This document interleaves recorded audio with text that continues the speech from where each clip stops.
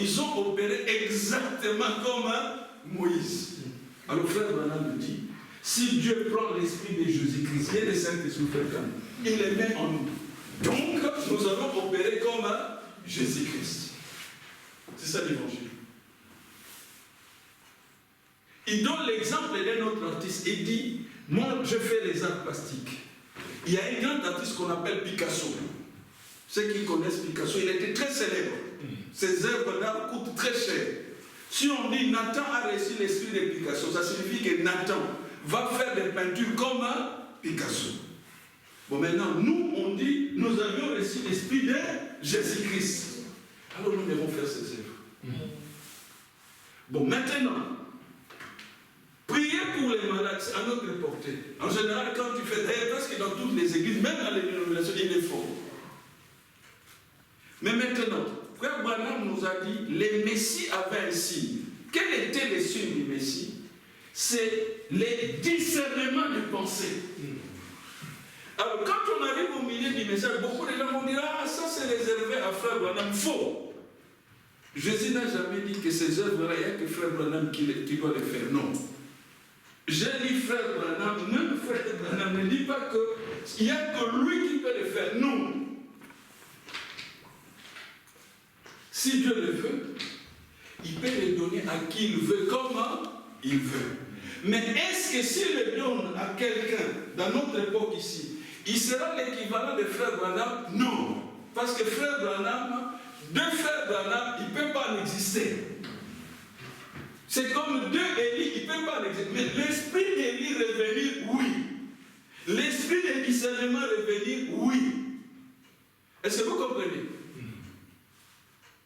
Parce que quand nous parlons le discernement des pensées, c'est le Saint-Esprit qui était en Jésus-Christ qui faisait cela.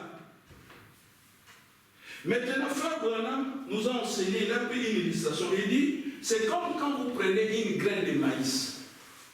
Vous semez la graine de maïs, la graine va pousser. Il va porter des feuilles. À un moment, il va porter des fleurs. À un moment, frère, quand le maïs va être la reproduction exacte de la graine qui était au départ. C'est ce que Dieu fait avec notre génération. C'est-à-dire notre génération, les chrétiens d'aujourd'hui, seront la reproduction exacte de Jésus-Christ. Est-ce que vous comprenez? Amen. Parce que Dieu respecte toujours ses principes. C'est pourquoi Paul pouvait dire, ce n'est plus moi qui vis, c'est Christ qui vit en moi. Or, si Christ vit en moi, donc je dois faire des choses comme Jésus-Christ. Est-ce que vous comprenez? C'est là que Dieu veut nous amener. Et nous devons avoir soif de cela. Ce n'est pas nous qui allons fabriquer le processus. Non, nous n'avions rien à faire, sinon avoir soif et aspirer à cela. Alors si Dieu voit notre intérêt là, il va nous les donner. Alléluia. Amen. Sondez les Écritures. Sondez les Écritures parce qu'il y a des richesses qui sont contenues là. Et ces richesses-là nous appartiennent. Ces richesses sont des promesses. Quand Jésus dit, les œuvres que j'ai faites, vous aussi vous en ferez et vous en ferez de plus grandes. Nous n'avons pas encore fait les plus grandes œuvres. Nous sommes encore vraiment au niveau, je dirais, allez, 0. Il faut que notre foi augmente. Nous devons aspirer à ces choses. Maintenant,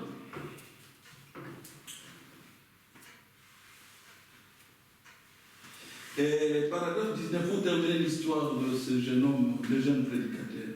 Et j'ai dit à ma femme, il s'est passé tant de choses qui me font savoir qu'il y en a vraiment un. C'est-à-dire qu'il y a un Dieu. Frère Branham dit, dans ma vie, il s'est passé tellement de choses. Donc si on dit que Dieu n'existe pas, nous qui sommes ici, nous savons que c'est faux. Il y a tellement de choses que nous avons expérimentées avec Dieu. Moi qui vous parle ici, ni t'étais Dieu, je serais déjà mort il y a longtemps. Protégé des accidents, protégé de ceci. Et il m'a fait quitter le Congo, ramener ici en Belgique. Je n'avais pas de maison, je galérais. Il m'a donné une maison. Des tas de choses. Si les autres doutent, laissez-les dans le doute.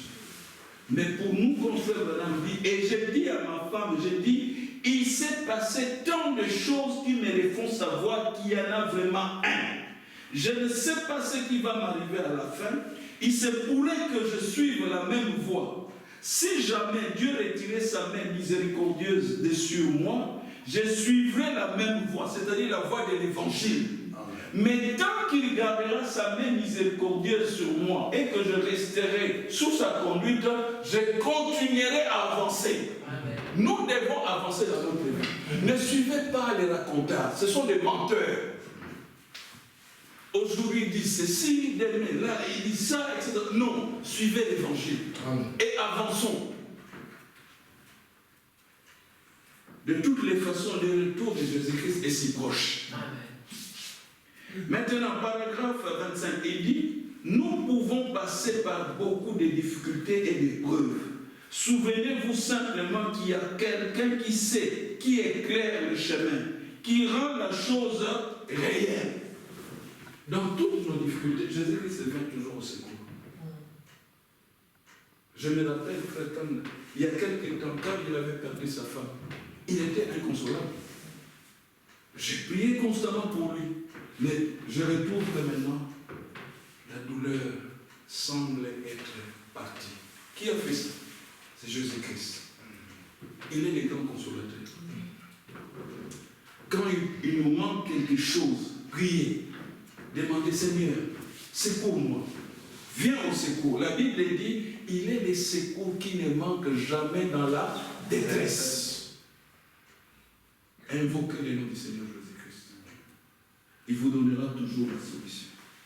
Donc, je ne sais pas ce qu'il y a derrière le rideau, mais je sais une chose. Je cours vers le but de la vocation céleste. Tous les jours, j'essaie de vivre pour ce grand événement qui aura lieu un jour. Quand je les verrai face à face. D'ailleurs, il y a un cantique qui les chante, frère. Donnez-nous la note. J'ai désiré les voir face à face, et chanter pour toujours, salut. C'est quel numéro? On va chercher celui qui trouve et peut nous donner le numéro.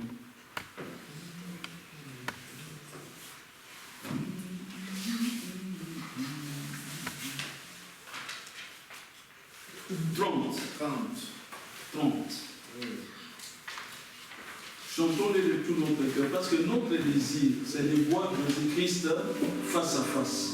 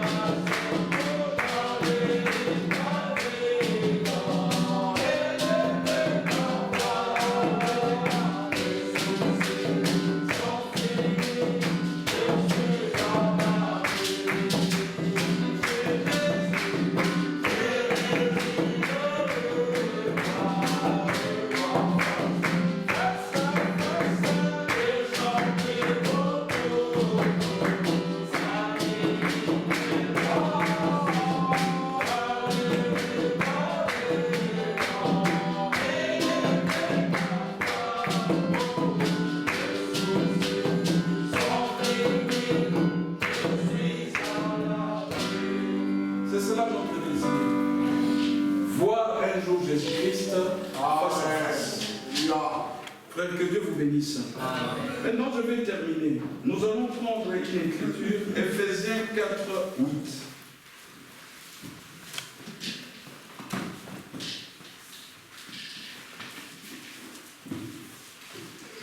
Ephésiens 4, 8. Lisons. C'est pour Étant monté en haut, il a amené les captifs et il a fait des dons aux hommes. Vous voyez, la Bible nous le démontre. Jésus est monté et il a fait des dons aux hommes. Ma prière ce soir est qu'il nous donne des dons ici. Ça va nous aider. Chez vous, à la maison, demandez-lui ces choses de dons. Vous savez, quand on ne sonde pas la Bible, il y a plein de trésors qu'on ignore. Je vous avais dit la fois passée, à Londres, le Seigneur a suscité un don. Le don du discernement des pensées. Et il a donné à un jeune. Quand le jeune a commencé à opérer, dès que tu entrais dans l'assemblée, il écrivait ta vie. Je vais dire ceci. Quand Dieu donne les dons de discernement à quelqu'un, tel que Jésus le faisait en Israël, ne pensez pas qu'il va vous dévoiler toute la vie des gens. Non. Il montre seulement une partie. En général, le Saint-Esprit va pointer le doigt des choses qui ne vont pas dans votre vie. Par exemple, tout le monde sait que quand vous êtes chrétien, vous devez vous conserver pur. Mais vous trichez, vous fricotez avec une fille. Ne pensez pas que c'est le pasteur qui va vous dénoncer. Non, c'est le Saint-Esprit à travers les pasteurs qui va dénoncer ces faits. C'est comme ça que ça se passe. Il ne viendra pas toujours vous dire, je vais vous bénir, vous aurez des bénédictions. Non. Quand Jésus s'est présenté devant la femme samaritaine, Jésus a pointé du doigt ce qui n'allait pas dans sa vie. C'est-à-dire le problème, cette femme-là collectionnait des maris qui n'étaient pas ses maris. C'est pourquoi Jésus a dit, va appeler ton mari. Écoutez la réponse de la dame, je n'en ai pas. Bon, maintenant, ça ce n'est qu'un exemple. Comment est-ce que Jésus est parvenu à savoir que cette femme avait 6 maris qui n'étaient pas ses maris? Dieu a un mode opératoire. S'il vous donne le don, il va utiliser quelques moyens. Nous l'avons déjà vu dans notre prédication. Un des moyens, c'est les songes. Vous êtes chez vous, vous priez, vous dormez. Alors il vient, vous allez voir dans un songe. C'est comme quand nous regardons la télé, ou bien nos iPhones. Vous voyez les scènes, vous voyez, c'est soit en couleur ou en noir et blanc. Mais ce que moi je vois souvent en couleur, c'est-à-dire vous pouvez voir et dire que dans les songes, tu portais tel vêtement, telle chaussure. Ça, ce n'est qu'un des moyens. Mais le moyen que Dieu donne particulièrement aux prophètes, c'est ce qu'on appelle des visions. Et un prophète opère de manière particulière. Il peut être ici. Il vous parle, mais en même temps, il est au ciel. Vous allez dire comment au ciel? Je crois que compte tenu du temps, on ne va pas les démontrer aujourd'hui. C'est-à-dire qu'il peut vous parler en même temps. Mais lui voit des scènes que vous ne verrez jamais. Parce que vous n'avez pas les yeux d'un prophète pour voir. J'ai commencé par dire, c'est Sœur Liliane qui m'avait envoyé la vidéo. L'ange était venu dans la chambre où frère Branham dormait. Mais Billy Paul ne savait rien du tout. Pour que Billy Paul puisse voir l'ange, frère Branham a demandé la permission. Et l'ange a autorisé, il dit, bon j'attends, tu peux le réveiller, il peut le voir. Et puis au bout d'un moment, il a disparu. Ça signifie quoi? Pour le voir, Dieu doit vous ouvrir les yeux. Ce n'est pas les yeux ici, non, non, non, non. On appelle ça les yeux spirituels. Vous pouvez parler là, au même moment où vous parlez, je regarde par exemple la sœur Liliane, je vois comme un écran, vous n'allez rien voir. C'est la personne qui a les dons qui verra.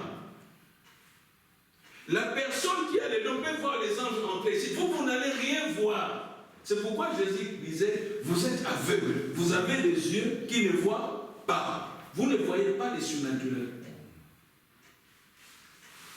Je n'ai pas la référence en tête, mais le Saint-Esprit me le donne. Il y a un prophète qui marchait avec son aide. Et puis, je crois que c'est Élisée. les ennemis venaient, ils voulaient les attraper. Alors, l'aide du prophète dit, mais prophète, il y a un groupe de nos ennemis, ils vont nous attaquer, on va t'arrêter. Il dit, on avance. Il dit, mais les ennemis sont... On avance. Et puis le prophète s'arrête, il dit, Dieu, ouvre-lui les yeux. Quand Dieu lui a ouvert les yeux, il a regardé. La montagne était pleine de guerriers, des anges, c'est-à-dire prêts à attaquer les ennemis du prophète. Il a compris. Un prophète, ce n'est pas n'importe qui. Dieu lui donne les yeux pour voir les surnaturels. Il peut prêcher ici. Il peut voir les guérisons. C'est-à-dire quelqu'un qui est malade, il voit ta maladie.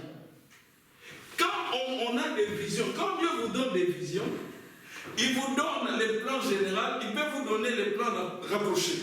Par exemple, je crois que le sac qui est là, c'est à la sœur Grâce. C'est ton sac, non? Sœur Grâce connaît le contenu de ce sac. Si Dieu me donne le don, sans venir là, il peut me dire tous les contenus de ce sac-là. Il va dire, il y a peut-être de l'argent là-bas, il y a peut-être une Bible. Ce n'est pas peut-être.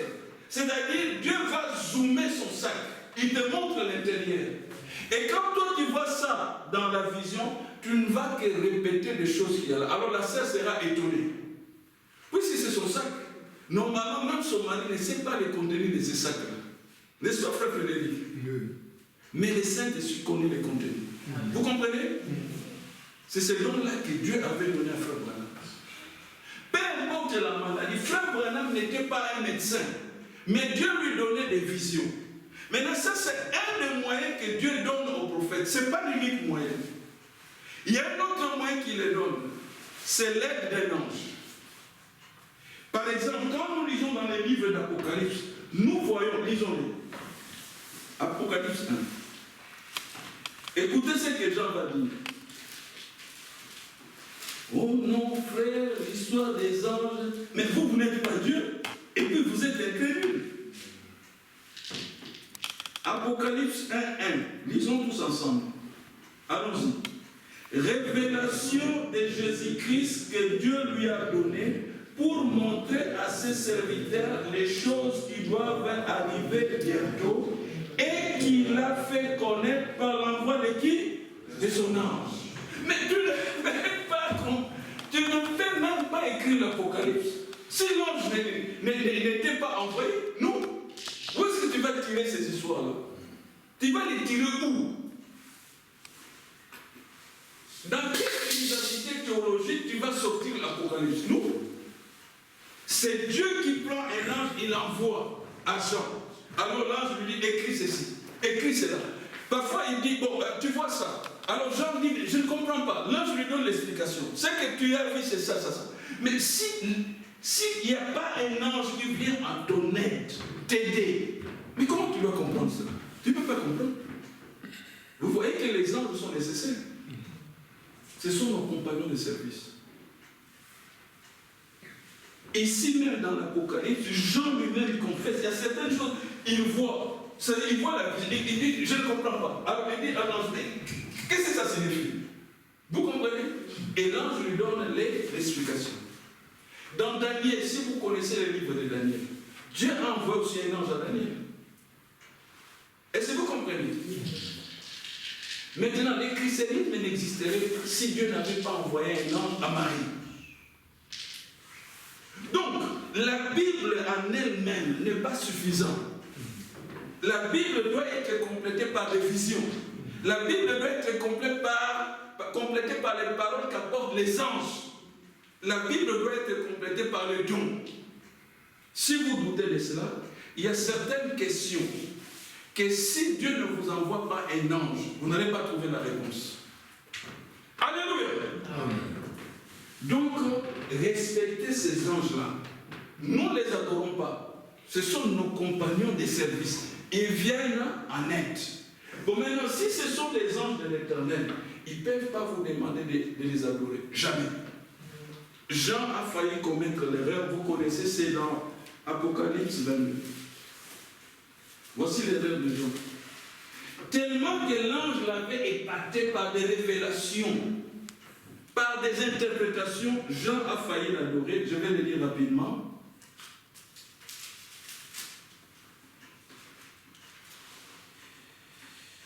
Apocalypse 22, 8, je crois que je vais arrêter là.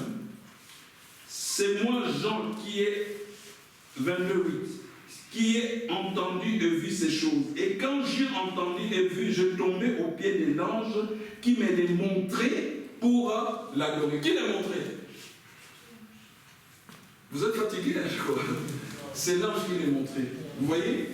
Alors, l'ange qui me l'a montré pour l'adorer, mais il me dit, garde-toi de les faire. Je suis ton compagnon de service et celui de tes frères, le prophète, et de ceux qui gardent les paroles de ces livres. Adore Dieu. Un ange envoyé de l'Éternel ne peut pas accepter que vous puissiez l'adorer. Non. Mais l'ange vous apportera des choses glorieuses. Et vous demandera d'adorer Dieu.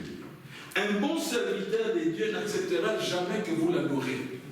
Même si Dieu l'utilise puissamment, impossible. Il vous demandera d'adorer Dieu. Pourquoi? C'est le Saint-Esprit qui le recommande. Et c'est Dieu qui le recommande. Donc, je vais terminer en disant ceci. Aujourd'hui, je crois que le Saint-Esprit a voulu simplement nous montrer que c'est donc que nous attendons, que nous chérissons et sont à notre portée. Mais pourvu que et nous remplissons tout à fait les conditions pour les avoir. Mais toujours est-il que ces dons-là, Dieu les donne à qui il veut, comment il les veut. Ce n'est pas qu'un donne-moi, il te donnera pour ce que non. Tu peux lui demander les dons de discernement, et puis Dieu dit, non, pour toi, ça sera jouer les saintetés. Celui qui décide, celui les boss. Est-ce que vous comprenez? Amen. Je n'ai jamais demandé à devenir prédicateur, jamais. Mais un jour, j'ai prié, et puis une vision m'est apparue. J'ai vu quelqu'un conduire un grand camion. Derrière, il y avait des pains. Et ces pains-là sentaient tellement bon. Alors moi, je regardais la scène. C'était à Louvain-la-Neuve. À l'époque, j'étais étudiant, je regardais la scène. Pourquoi? Parce que j'étais sur le lit. Après avoir prié, j'étais assis sur le lit et je regardais un mur blanc comme ça. Et puis soudain, j'ai vu apparaître un écran. C'est ça la vision. Vous voyez comme un grand écran. Donc, au début, c'était le mur. Moi, je regardais le mur et puis je vois cet écran. Et dans l'écran, je vois la scène. Je vois un grand camion avec des pains, des baguettes bien rangées. Et je vois quelqu'un, des types blancs avec les cheveux là, qui conduisait le camion. Maintenant, quand il est arrivé à mon niveau, il m'a regardé, nos yeux se sont regardés. Et en moi-même, je disais, mais ça c'est comme le Seigneur Jésus-Christ. Mais quelque chose m'intriguait. Je disais, depuis quand il conduit un camion? Mais je parlais à moi-même. Et la scène était toujours là. Et puis les camions avançaient tout doucement. Et derrière, j'ai vu un autre homme, des blancs vêtus, etc. Et quelque chose à moi-même me disait, c'est Pierre, l'apôtre Pierre. Donc je l'ai vu là dans la vision. Alors il était derrière, celui qui m'avait parlé, il dit, mais toi tu dors là, tu es là, à parler, est-ce que tu ne peux pas venir nous donner un coup de main pour distribuer ces pains? En moi-même je disais, mais je n'attendais que ça. Tellement que ces pains sentaient bon. J'ai été dans des boulangeries, vous savez quand on prépare les pains, il y a une certaine odeur, ça vous donne l'appétit. Et cette odeur-là vraiment m'avait épaté. Alors je dis à Pierre, attendez, je vais mettre un pantalon, parce que j'avais, les Belges appellent ça short, j'avais un short. Je disais, je vais mettre un pantalon et des chaussures, je viens vous donner un coup de main. Alors, pendant que je prenais les pantalons, je voulais enfiler les pieds. Je regarde, les murs étaient aussi blancs que avant que la vision ne commence. Je suis sauté, je dis, c'est quoi ça? La question est, c'est quoi? Qu'est-ce que j'ai vu? Est-ce que j'ai rêvé? Alors je me suis mis à genoux. J'ai commencé à prier et le Saint-Esprit me disait, non, tu n'as pas rêvé. Tu as eu une vision. Et quand la vision vous arrive, c'est-à-dire que vous pouvez être ici, vous avez l'impression, c'est comme si quelqu'un vous vole votre esprit. Ça se fait en un clin d'œil. C'est-à-dire que vous aurez l'impression que vous êtes dans une autre dimension. Mais vous êtes conscient que vous êtes sur la terre, mais vous voyez les choses dans une autre dimension. C'est quand la vision va se terminer, vous retournez sur terre. C'est-à-dire, vos esprits reviennent. Est-ce que vous comprenez? Amen. Bon, maintenant, une question me vient en tête. Qui a déjà eu une vision ici dans l'Assemblée? Que Dieu vous bénisse. Je souhaite que Dieu vous donne des visions. Ça vous aidera. Alors, quand je me suis mis à prier, le Saint-Esprit a commencé à m'expliquer. Et il dit, la personne que tu as vue qui conduisait les grands camions, c'est le Seigneur Jésus-Christ. Je dis, en effet. Et le deuxième qui était derrière, qui t'a appelé, c'est l'apôtre Pierre. Bon, maintenant, le Saint-Esprit me dit, les pains que tu es censé distribuer, ce n'est pas les pains qu'on mange le matin, là, les baguettes, non. C'est les pains de vie, qui est la parole de Dieu. C'est ainsi que j'ai compris la vision. Et je dis Amen. Mais j'ai posé une question. Je dis, j'ai compris la vision, j'ai capté les messages. Mais je ne vais pas me forcer pour prêcher la parole de Dieu. Il faut que Dieu me montre où, quand, comment je vais les faire. Mais moi, je ne vais pas chercher. Et c'est comme ça, un jour, je vais aller à l'Assemblée des Louvain-la-Neuve. Les frères Jacques Litou, certains les connaissent, il va m'appeler. Il dit, frère, j'aimerais te rencontrer. Alors je dis à frère Jacques Litou, je sais de quoi est-ce que tu vas me parler. Quand je viendrai chez toi, je vais te dire, tu m'as appelé pour ça. Pourquoi? Parce que quand tu m'avais appelé, la vision m'est revenue. Donc je savais qu'il va me parler de la prédication. C'est pourquoi je lui ai dit, quand je viendrai, je te dirai pourquoi tu me fixes un rendez-vous. Et je suis allé là-bas. J'ai dit, tu m'as fait venir parce que tu voulais que je prêche la parole de Dieu à l'Assemblée. Il dit, oui, mais comment tu le savais? J'ai dit, parce que j'avais vu une vision, etc. Alléluia. Amen. Donc, Jésus-Christ est disposé à nous donner ses vies. Je termine par ceci. Vous savez, quand je viens ici, vous ne savez pas ce que je fais à la maison. Des tas de personnes me contactent. Et il y a une dame qui m'a contacté. D'abord, elle m'avait contacté pour que je prie pour son enfant. Depuis qu'il était né, cet enfant-là est prématuré. C'est une fillette, elle est toujours à l'hôpital. Je priais, le Seigneur a fait un miracle. L'enfant a retrouvé la santé. Mais, en priant pour l'enfant, j'ai capté que cette fille-là ne menait pas une bonne vie. Comme beaucoup de femmes qui sont ici en Europe. Pour une raison ou une autre, il y en a certains qui ont divorcé. Je n'aime pas entrer dans la vie des gens, mais en tout cas, je pouvais sentir, là où je priais, qu'il y avait quelque chose. Au niveau sentimental, ça n'allait pas pour cette femme. J'ai continué à prier pour elle, et puis elle m'a envoyé, je l'ai dans mon iPhone ici, un message enregistré. Il y a un songe que Dieu lui a donné. Je signale que cette femme-là a un pasteur. Mais Dieu l'a orienté à me donner ce songe. Je l'ai écouté. Ça concerne un certain nombre. Peut-être Dieu voulant un jour, je vous les ferai écouter. Mais,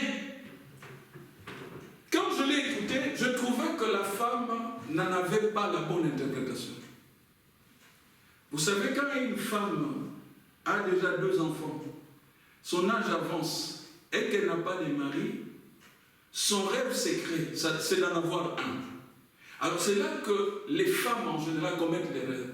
Parce qu'elles veulent courir, elles veulent créer, et au fond, ce n'est pas Dieu. Si tu veux forcer Dieu, tu échoueras. Dieu, on lui demande des choses. Tu veux un mari, tu dis, Seigneur, donne-moi un mari. Laisse-les faire. Il a suffisamment de moyens. Et c'est ton droit de lui demander. Parce qu'il a dit, nous l'avions lu dans Matthieu 5, demandez et vous recevrez. Alors, l'erreur de la dame, elle est tombée amoureuse d'un certain homme, etc. Et elle va persuader cet homme de l'épouser. On ne fait pas ça. Si tu es convaincu qu'un homme, c'est ton mari, etc., va demander à Jésus-Christ. Maintenant, j'ai écouté les songes, j'ai prié, je dis, Saint-Esprit, aide-moi. Les songes est vrai, ça vient de Dieu. Mais qu'est-ce que Dieu a voulu dire à cette femme? Et le Saint-Esprit l'a décollé. C'est pourquoi je disais, certaines questions que vous vous posez, vous ne trouverez pas la réponse dans la Bible. Non. Mais vous pouvez obtenir la réponse directement de Dieu via la prière.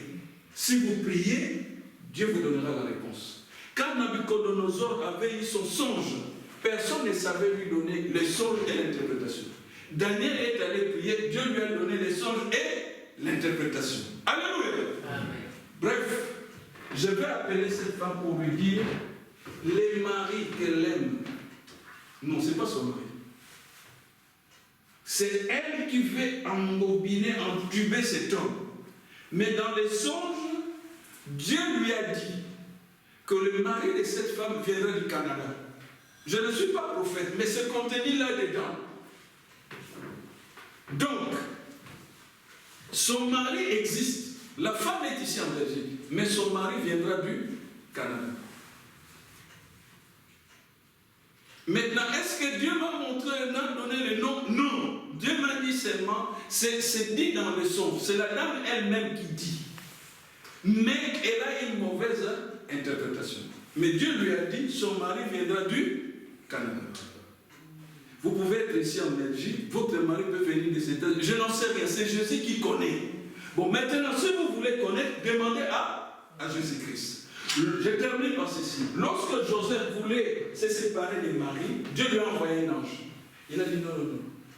Puisque même Joseph a oublié les Écritures. Les Écritures avaient dit, selon Ésaïe, une vierge concevra.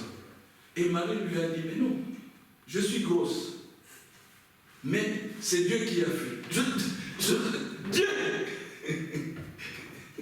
Joseph n'a pas voulu croire cette histoire. La Bible dit secrètement, sa décision a été prise. Marie lui sous-sautait. Azab, moi aussi, à mon boulot. D'ailleurs, Azab, vous parlez. Non, c'est pas mon simplement parce que Joseph n'avait pas sondé les Écritures. Mais les Écritures disaient une vierge concevra. Mais comme Dieu fait parfois certaines choses inhabituelles, même Joseph, il s'est fourvoyé. Il disait non, non, non, plus mal. Alors Dieu lui envoie un ange. Et l'ange, Joseph l'avait vu dans un songe. Je termine par là. Vous comprenez la nécessité de prier? Oui. Nous devons demander ces dons. C'est à notre portée. Vous êtes préoccupé de vous marier, c'est tout à fait logique. C'est votre droit. Mais demandez votre mari à Jésus-Christ. Vous êtes jeunes gens. Vous sentez que voilà, votre âge est avancé, vous avez les moyens, vous voulez épouser une femme. Demandez à Jésus-Christ. Maintenant, quand on demande à Dieu, ce n'est pas forcément qu'il vous donnera à vous la réponse, non. Peut-être vous allez prier, il va donner la réponse à notre frère Frédéric. Si frère Frédéric vous parle de ça, acceptez. Dieu utilise qui il veut comme il veut. Est-ce que vous comprenez? Et ne jalousez pas les personnes. Non, c'est Dieu qui choisit. Quand il avait utilisé David, Saul était Saul, oui. Le roi Saoul était devenu jaloux. Le rêve de Saoul, il devait demander à Dieu. Quand il avait utilisé frère Branham, certains prédicateurs étaient jaloux. Non, ne soyez pas jaloux. Allez demander à Dieu et il vous les donnera. Amen. Amen. Parce que le désir de Dieu, c'est Dieu dans son peuple. Dieu en nous. Que Dieu vous bénisse. Amen. Nous allons prier.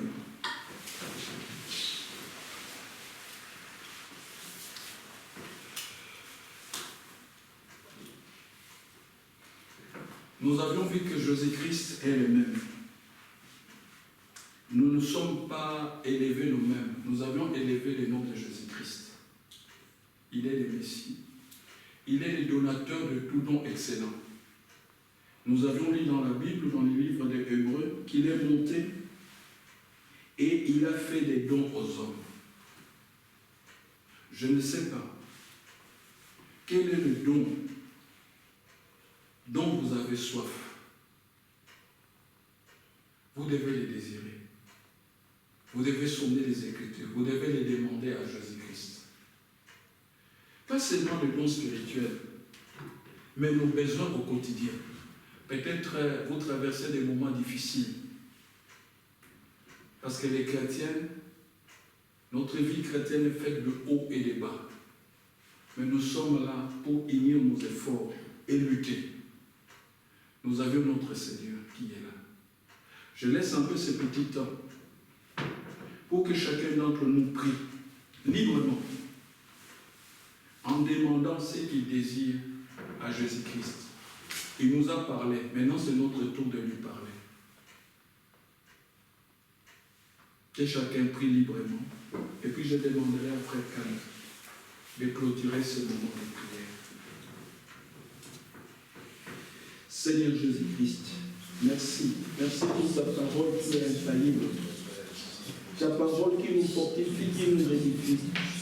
Seigneur, nous avions compris, et ce soir encore, nous comprenons que tu nous aimes tant. Tu es disposé, Seigneur, à nous utiliser. Tu es disposé, Seigneur, à nous donner les dons que nous désirons, parce que tu es le donateur de tout don excellent. Exauce nos prières, Seigneur Jésus-Christ.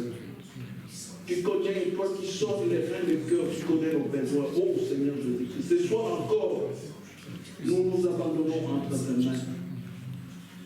Accorde à chacun, Seigneur, ce qu'il désire dans son cœur. Nous voulons œuvrer pour toi, Seigneur Jésus-Christ. Nous savons qu'il reste plus de temps, Seigneur. Ton retour est imminent.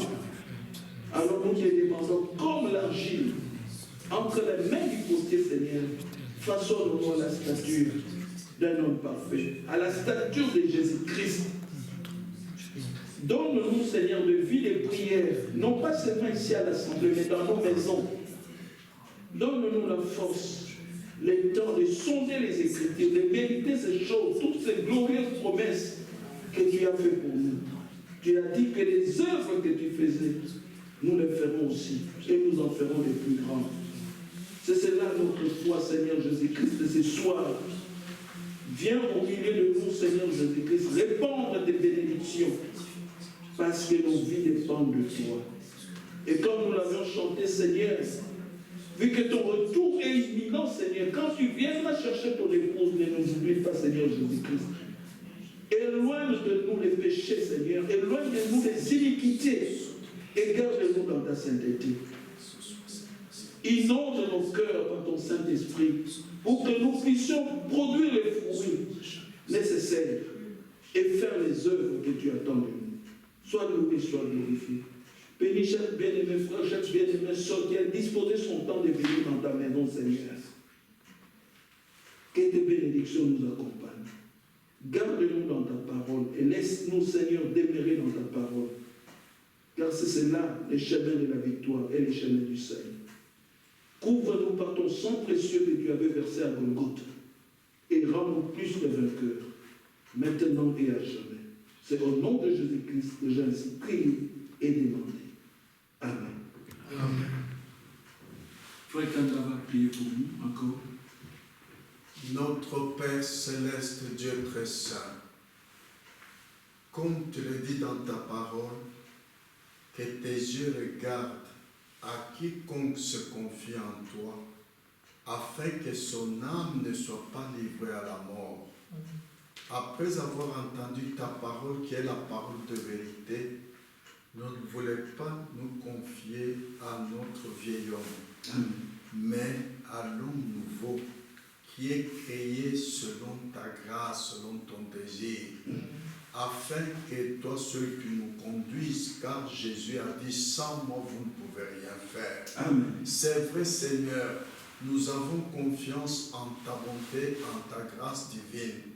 Conduis-nous, Seigneur, conduis-nous, parce que nous regardons à toi. Nous avons besoin de ta grâce divine, afin que nos âmes ne soient pas conduites à la mort, Amen. Mais que nous ayons la vie éternelle.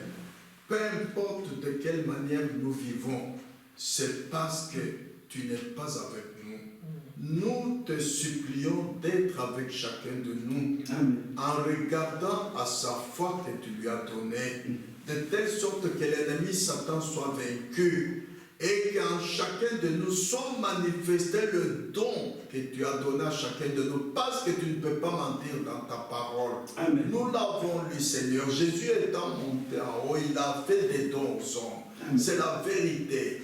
Seigneur, enlève tout ce qui peut nous apporter le doute en nous, mais de croire en toute ta parole et en tout ce que nous avons entendu dans la prédication.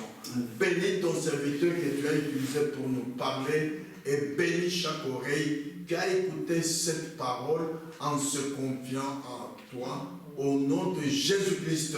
Amen. Amen. Voilà. Je laisse place à Frère Chen pour la suite. Que Dieu vous bénisse. Amen.